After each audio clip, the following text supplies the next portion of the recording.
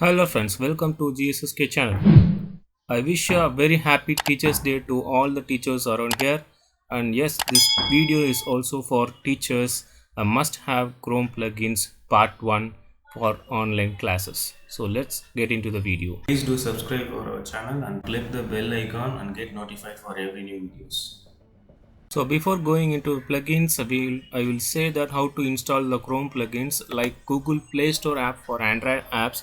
We have Chrome Store for the Chrome extension. That is, you have to search Web Store in Google and you have to click the first link. So after searching, you may get many extensions. If you have more than one extension for the same kind of things, you check for the reports, you check for the ratings, and then install whatever it's having the high rating. The first app we are going to see is about the Google Docs. Yes, as we are teaching more online classes, we are in need of creating online documents, sheets, forms every day. So usually what we will do, you will search in the Google, or we will type the URL like forms.google.com, sheets.google.com, and then we will create a blank form, etc. So but if we have this extension, see here, it's Google Docs quick create. So just click in it, and then you have an option for new document, spreadsheet, slides, and form. Just by clicking it, you straight away get the form ready to develop. So no need to mess around with the URLs and clicking the blank form and all. So straight away you can also create new documents, spreadsheets with one click.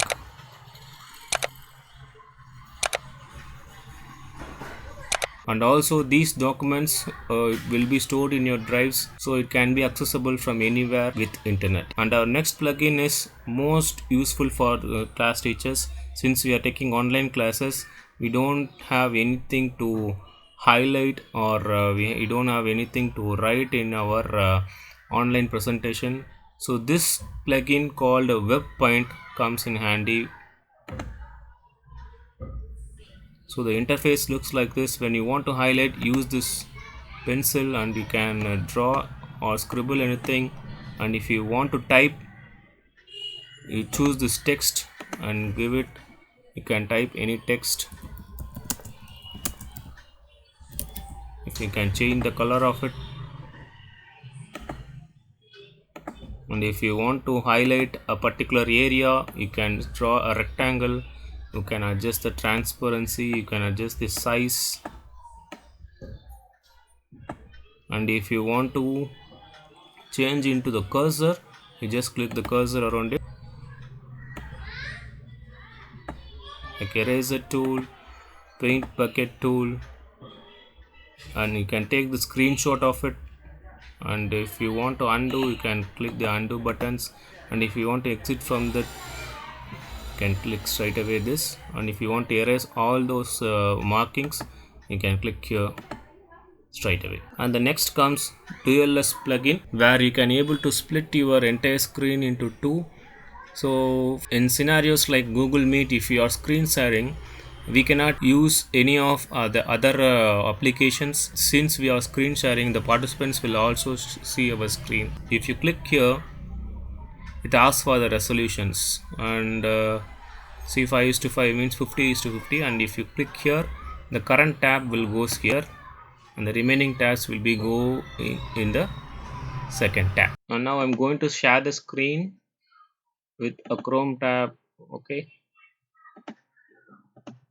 so in one tab I'm sharing the screen, and in the other tab I can use it for my personal use, like mail checking or my personal WhatsApp messages, or even I can copy paste the same URL of the meeting and I can see what participants are doing. Once again, if I click the same plugin and the single window, everything goes normal. And this plugin needs a high-end processor or a minimum of 4 GB of RAM to execute this. The next plugin is Node NOD, that whatever we are having reactions in Zoom, we can able to get it in the Google Meet itself.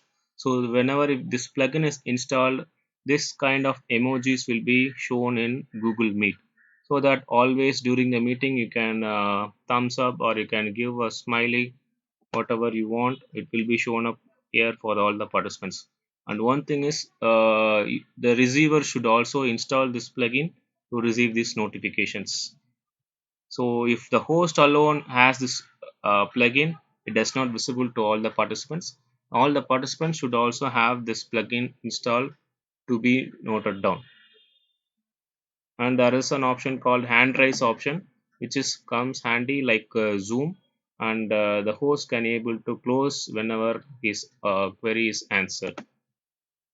And the last plugin is the custom cursor plugin, where many of the students are using mobile phones to see the mobile phones and attending the classes.